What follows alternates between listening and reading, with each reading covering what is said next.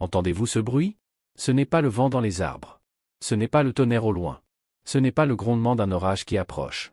Ce bruit, ce fracas, cette déchirure dans le tissu même de votre réalité, c'est le bruit des chaînes éternelles qui se brisent dans l'invisible. C'est le cri des remparts de Jéricho qui s'effondrent dans le monde spirituel. C'est le gémissement de la terre qui enfante votre délivrance après des années de stérilité. Ce bruit, vous ne l'entendez pas avec vos oreilles charnelles, vous l'entendez avec votre esprit, avec cette oreille intérieure que Dieu a ouverte dans le secret de votre nuit la plus sombre, dans le silence de votre désespoir le plus profond. Et si vous l'entendez, si vous le percevez, si votre cœur se met à battre plus vite à cet instant précis, si une chaleur soudaine envahit votre poitrine, alors ne cherchez plus, ne doutez plus, ne regardez plus à gauche ni à droite. Arrêtez-vous. Tenez-vous debout. Car le Seigneur des armées vous dit, lève-toi, car ta lumière est venue, et la gloire de l'Éternel s'est levée sur toi. Vous êtes en train de vivre un accouchement spirituel. Oui, accouchement. La percée, cette percée que vous avez implorée, que vous avez achetée au prix de vos nuits blanches, que vous avez semée dans les veilles et les jeûnes, que vous avez arrosée de vos larmes et de votre sueur, cette percée est plus proche que votre propre souffle. Elle est là, elle frappe à la porte de votre vie, elle fait trembler les gonds de votre existence, elle ébranle les fondations de votre être. Elle n'attend qu'une chose, que vous, l'élu, l'enfant du Très-Haut, le guerrier de l'aube, le vainqueur des ténèbres, vous vous leviez pour l'accueillir. Non pas comme un mendiant qui tend la main, non pas comme un esclave qui rampe, non pas comme un orphelin qui pleure, mais comme un roi qui ouvre la porte de son palais, comme un prêtre qui entre dans le Saint des Saints, comme un prophète qui reçoit la parole. Parce que vous n'êtes pas un mendiant, vous êtes un fils. Vous n'êtes pas un esclave, vous êtes un héritier. Vous n'êtes pas un orphelin, vous êtes un enfant du Dieu vivant. Et l'héritage est là, devant vous, non pas comme une promesse lointaine, mais comme une réalité présente, non pas comme un espoir flou, mais comme une certitude palpable, non pas comme un rêve inaccessible, mais comme une terre que vous pouvez toucher du pied.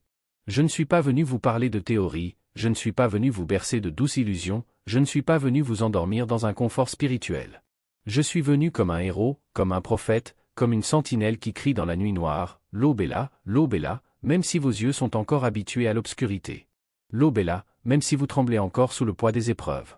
L'aube est là, même si les douleurs de l'enfantement vous tordent les entrailles. Car c'est précisément dans ces douleurs que la vie se manifeste. Sans la pression, pas de percée. Sans la douleur, pas de délivrance. Sans la nuit, pas d'aube. Sans la croix, pas de résurrection. Sans le tombeau, pas de gloire. C'est dans la fosse que Joseph a vu ses rêves prendre racine. C'est dans la prison que Daniel a vu les lions devenir ses gardes. C'est dans le désert que Moïse a vu le buisson ardent. C'est dans la tempête que Jésus a marché sur les eaux. Et c'est dans vos ténèbres les plus épaisses que la lumière de Dieu va éclater comme un soleil levant, non pas pour vous réchauffer doucement, mais pour vous transfigurer, pour vous transformer, pour vous catapulter, pour vous transporter dans votre destinée éternelle. Les signes de votre élection ne sont pas des signes extérieurs que le monde admire, ce ne sont pas des trophées que vous accrochez au mur, ce ne sont pas des diplômes que vous encadrez. Ce sont des signes intérieurs, des signes de combat, des signes de feu, des signes de purification. Le feu purifie, le feu affine, le feu consume ce qui est impur, le feu prépare le terrain pour la nouvelle saison. Alors si vous êtes dans le feu, ne vous plaignez pas, ne vous étonnez pas, ne vous découragez pas. Réjouissez-vous, exultez, chantez, car vous êtes en train d'être préparé pour une percée que vous ne pouvez même pas imaginer, que vos yeux n'ont pas vue, que vos oreilles n'ont pas entendu, que votre cœur n'a pas conçu, mais que Dieu a préparé pour ceux qui l'aiment. Le premier signe, le plus douloureux, c'est ce sentiment d'isolement radical. Vous êtes seul, même dans une foule. Vous avez prié, crié, imploré, et le ciel est resté silencieux. Ce silence n'est pas un rejet, c'est un sevrage. Dieu vous sevrait du lait des consolations humaines pour vous nourrir du pain des anges. Dieu vous sevrait des voix des hommes pour vous apprendre à écouter sa voix. C'est dans le désert que les prophètes ont entendu la voix la plus claire, non pas dans le bruit du vent, non pas dans le tremblement de terre, non pas dans le feu, mais dans ce murmure subtil qui ne parvient qu'à celui qui a cessé de se faire du bruit. Votre isolement est une chambre d'hôtel divine où l'on vous prépare pour une mission que personne d'autre ne peut accomplir. Si vous vous sentez seul, c'est parce que vous marchez sur un chemin que les foules n'empruntent pas, un chemin étroit, un chemin de crête, un chemin d'élus. Et c'est dans ce silence que la percée germe, silencieusement, comme une graine dans les entrailles de la terre, que l'on croit morte, mais qui prépare une poussée de sève qui fendra le roc. Le deuxième signe, inséparable du premier, c'est l'attaque incessante, multiforme, insidieuse. Vous êtes attaqué dans votre santé, dans vos finances, dans vos relations, dans votre mental, dans vos rêves. Chaque fois que vous essayez d'avancer, un obstacle se dresse. Chaque fois que vous essayez de vous élever, une main invisible vous tire vers le bas. On dirait que l'univers entier s'est ligué contre votre simple existence. Mais laissez-moi vous révéler un mystère. L'intensité de l'attaque est proportionnelle à la grandeur de la percée qui vous attend. Les pharisiens n'ont pas persécuté les brebis égarées, ils ont persécuté le berger. Les démons n'ont pas tourmenté les païens ordinaires comme ils ont tourmenté Job, comme ils ont tourmenté Paul, comme ils ont tourmenté notre Seigneur Jésus-Christ. Si les flèches de l'ennemi sont si pointues, si acérées, si nombreuses, ce n'est pas parce que vous êtes faible, c'est parce que vous êtes dangereux pour son royaume. Vous êtes une épine dans le pied du diable. Et aussi paradoxal que cela puisse paraître, c'est la preuve la plus éclatante de votre élection. Le monde n'attaque pas ce qui lui ressemble, le monde attaque ce qui le menace. Votre persécution est votre brevet de vie spirituelle. Alors, quand la vague de l'adversité déferle sur vous, ne vous accrochez pas aux épaves, apprenez à surfer sur la vague, car elle vous porte vers le rivage de votre destinée. Le troisième signe, c'est cette insatisfaction chronique, ce vide intérieur que rien ne comble. Vous avez réussi, vous avez gagné, vous avez possédé, mais il manque toujours quelque chose. Cette insatisfaction n'est pas une malédiction, c'est le tiraillement de l'éternité dans votre être. Dieu a mis la semence de l'éternité dans le cœur de l'homme, et aucune chose temporelle ne peut la satisfaire. Vous êtes en exil, vous êtes un voyageur, vous êtes un étranger sur cette terre, et votre cœur ne trouve de repos qu'en Dieu. Cette soif inextinguible, c'est le Saint-Esprit qui crée en vous un désert pour qu'il puisse y faire jaillir des fleuves d'eau vive. Si vous étiez du monde, le monde vous satisferait. Mais parce que vous n'êtes pas du monde, le monde vous semble fade, insipide, décevant. C'est un signe que Dieu vous prépare pour des choses que l'œil n'a pas vues, que l'oreille n'a pas entendues, et qui ne sont pas entrées dans le cœur de l'homme. Cette faim, ne la noyez pas dans la distraction, ne l'étouffez pas dans le divertissement. Cette faim est le cri de l'élu qui appelle l'Éternel, et la promesse est formelle, il rassasiera l'âme altérée et comblera de bien l'âme affamée. Le quatrième signe, c'est la lutte contre le découragement, cette guerre intérieure contre l'envie de baisser les bras. Vous avez prié pendant des années, et la montagne ne s'est pas déplacée. Le découragement frappe à votre porte plus souvent que l'espérance. Mais laissez-moi vous dire une parole de feu, le découragement est le dernier retranchement du diable avant la chute de sa forteresse. Quand l'ennemi vous voit persévérer malgré tout, il panique, il tremble, il fuit. Il vous dit que Dieu a oublié, que le temps est passé, que vos promesses sont caduques. Mais qu'a fait Daniel dans la fosse aux lions? Il a prié. Qu'a fait Joseph en prison? Il a servi. Qu'a fait David face à Goliath? Il a couru vers le géant. La foi n'est pas l'absence de doute, c'est l'acte de marcher malgré le doute. La persévérance n'est pas l'absence de fatigue, c'est l'acte de continuer malgré la fatigue. Et la Bible est claire, celui qui persévérera jusqu'à la fin sera sauvé. Ce n'est pas celui qui commence avec éclat, c'est celui qui finit avec fidélité. Votre percée n'est pas une question de temps chronologique, c'est une question de temps spirituel. Dieu n'est pas en retard, il est toujours à l'heure. Si le train de la délivrance n'est pas encore arrivé à la gare de votre vie, c'est qu'il est en train de charger une bénédiction trop grande pour le train précédent. Restez à la gare, ne partez pas, ne prenez pas un autre train. Le train de Dieu va arriver, il arrive même, et quand il entrera en gare, vous oublierez l'attente dans l'explosion de la joie. Le cinquième signe, subtil et profond, c'est une sensibilité accrue à la prière et à la parole de Dieu. Alors que le monde s'engourdit dans le bruit, vous avez soif de silence pour écouter. Alors que les autres se jettent sur les divertissements, vous cherchez la solitude pour lire la Bible. Vous pouvez être fatigué physiquement, mais vous ne pouvez pas vous empêcher de prier, de murmurer le nom de Jésus. Cette soif pour Dieu n'est pas naturelle, elle est surnaturelle. C'est le Saint-Esprit qui vous attire, qui vous tire vers le Père. Cette sensibilité est la preuve que vous êtes en train d'être remodelé, que Dieu est en train de ciseler en vous un vase d'honneur. Vous êtes comme un morceau d'argile sur le tour du potier, vous êtes malaxé, pressé, étiré, et parfois ça fait mal. Mais le potier sait ce qu'il fait, il voit le vase parfait qui est en train de naître sous ses doigts. Vous ne priez pas pour rien. Chaque prière monte comme un encens devant le trône de Dieu, et l'encens ne retombe jamais sans avoir accompli son œuvre. Ce que vous semez dans les larmes, vous le moissonnerez dans l'allégresse. Le sixième signe, c'est la désillusion vis-à-vis des hommes et des institutions. Vous avez mis votre confiance en des leaders, et ils vous ont déçu. Vous avez compté sur des amis, et ils vous ont trahi. Cette désillusion est douloureuse, mais elle est nécessaire. Dieu doit briser toutes les idoles dans votre vie, même les bonnes idoles, même les idoles religieuses.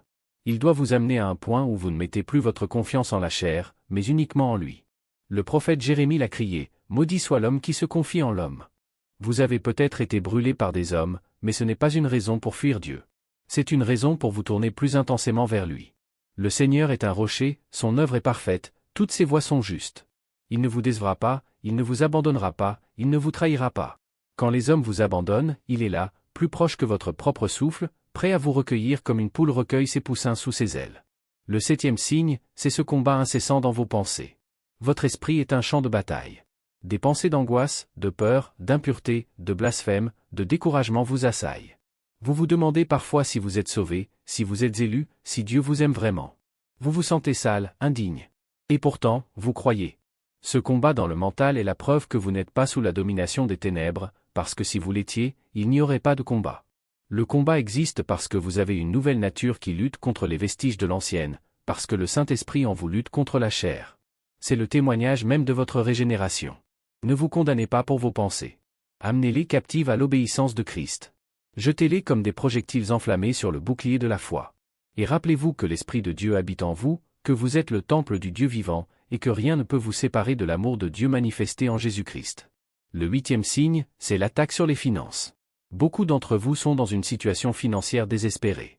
Les dettes s'accumulent, les sources de revenus se tarissent, les portes se ferment. Vous travaillez dur et vous n'arrivez pas à joindre les deux bouts. Mais écoutez bien, Dieu voit vos finances. Il connaît votre besoin. Et il est le Jéhovah Jireh, celui qui pourvoit. L'épreuve financière est souvent le terreau de la plus grande percée. C'est dans le désert qu'il fait pleuvoir la manne. C'est devant la mer Rouge qu'il ouvre une voie. C'est dans la jarre vide qu'il fait couler l'huile. Ne regardez pas à vos comptes bancaires, regardez au Dieu qui possède les montagnes d'or et d'argent. Dieu doit d'abord vous purifier de l'amour de l'argent, de la cupidité, de la peur du lendemain. Il doit faire de vous un distributeur fidèle avant de vous confier les richesses. Et un jour, vous tournerez la page et vous vous rendrez compte que cette période sombre était le tremplin vers votre abondance. Non pas une abondance qui corrompt, mais une abondance qui bénit. Le 9e signe, c'est le sentiment d'être en retard, d'avoir raté le coche, d'avoir gâché sa vie. Vous regardez en arrière et vous voyez des erreurs, des péchés, des égarements. Vous pensez que Dieu ne peut plus vous utiliser. Vous vous sentez comme un navire échoué. Mais laissez-moi vous révéler le cœur de Dieu. Dieu est le Dieu des secondes chances, des troisièmes chances, des énièmes chances. Il ne change pas d'avis sur votre élection. Il n'a pas jeté Pierre après son reniement, il l'a rétabli. Il n'a pas rejeté Paul après sa persécution, il l'a appelé. Il n'a pas condamné David après son adultère, il l'a restauré. Vous n'avez pas raté votre destinée. Vous êtes exactement là où vous devez être pour comprendre la grâce. La profondeur de votre chute est la mesure de l'élévation que Dieu va vous donner, pour que vous sachiez que ce n'est pas par votre force, mais par la sienne.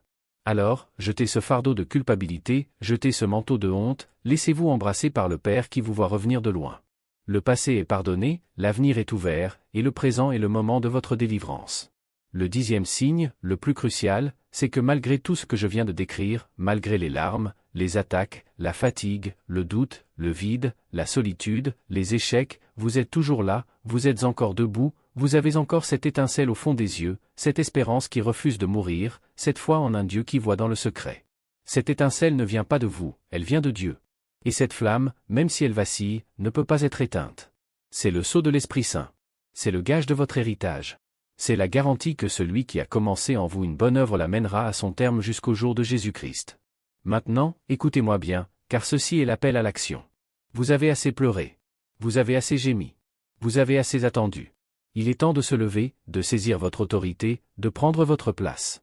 La percée ne vous attend pas dans un coin, elle est au bout de votre obéissance. Et l'obéissance, aujourd'hui, c'est de faire une chose que vous n'avez jamais faite, de prendre un risque sacré, de sortir de votre zone de confort. Prenez un objet, n'importe lequel, un stylo, une clé, un caillou, un verre d'eau. Tenez-le dans votre main. Cet objet représente toutes ces années de souffrance, toutes ces prières criées, toutes ces larmes versées, toutes ces portes fermées. Maintenant, levez cet objet vers le ciel et dites, à voix haute, avec une autorité que vous ne soupçonniez pas, « Seigneur, je te rends tout le mal que j'ai vécu. Je te le donne pour qu'il devienne le combustible de ma victoire. Ce qui était destiné à me détruire, je le déclare désormais comme un tremplin pour ta gloire. Par le sang de l'agneau et par la parole de mon témoignage, je brise toute chaîne, je déchire tout voile, j'ouvre toute porte verrouillée, je déclare la liberté aux captifs et l'ouverture de la prison aux prisonniers. » Puis, posez cet objet sur le sol et marchez dessus, littéralement ou symboliquement. Cet acte est le symbole que vous ne marchez plus sous le poids de l'épreuve, mais que vous marchez sur l'épreuve. C'est le symbole que l'ennemi est sous vos pieds. C'est le symbole que vous êtes au-dessus et non au-dessous, que vous êtes la tête et non la queue. C'est l'acte de foi qui précède la percée, comme Josué a marché autour de Jéricho, comme David a couru vers Goliath, comme Moïse a étendu sa main sur la mer. Et enfin, si ce message a touché votre cœur, si vous sentez ce feu intérieur, si vous croyez que votre percée est proche, alors écrivez un commentaire. Un seul mot. Pas une phrase longue, pas une déclaration compliquée. Juste votre « je suis ». Ce que vous êtes en train de devenir. Je suis libre, je suis guéri, je suis fort, je suis béni, je suis vainqueur, je suis l'élu. C'est tout. Un mot. Une identité. Une alliance. Une clé. Cet acte d'écrire n'est pas un simple geste, c'est un acte prophétique. C'est votre verge étendue sur la mer Rouge de vos problèmes. Par cette parole écrite, vous déclarez la guerre aux principautés, vous annulez les décrets de mort, vous abrogez les lois de la pauvreté. Car ce que vous liez sur la terre sera lié dans les cieux, et ce que vous déliez sur la terre sera délié dans les cieux. En écrivant votre commentaire, vous liez les œuvres des ténèbres et vous déliez les bénédictions du ciel. Au moment même où vous allez taper ou écrire ce mot, quelque chose va se rompre dans le monde spirituel. Une porte va s'ouvrir là où il y avait un mur. Une lumière va jaillir là où il y avait des ténèbres. Une réponse va venir là où il y avait un silence de plomb. Dieu honore les actes de foi. Dieu répond aux cris de ceux qui l'invoquent. Dieu signe des alliances avec ses enfants. Je ne vous redemanderai pas. Je ne vous supplierai pas. Je ne vous forcerai pas. L'Esprit de Dieu est doux, il est patient, il n'impose rien. Il propose. Il attend. Il respecte votre liberté. Si vous le voulez, si vous le sentez, si vous le croyez, écrivez. Sinon, priez simplement. Dieu vous aime quoi que vous fassiez. Mais si vous écrivez, sachez que je lirai, je prierai pour vous, et je me réjouirai avec vous, parce que nous ne sommes pas seuls. Nous sommes ensemble, unis dans la même foi, la même espérance, la même percée. Que le Seigneur vous bénisse, vous garde, fasse briller sa face sur vous, et vous donne sa paix.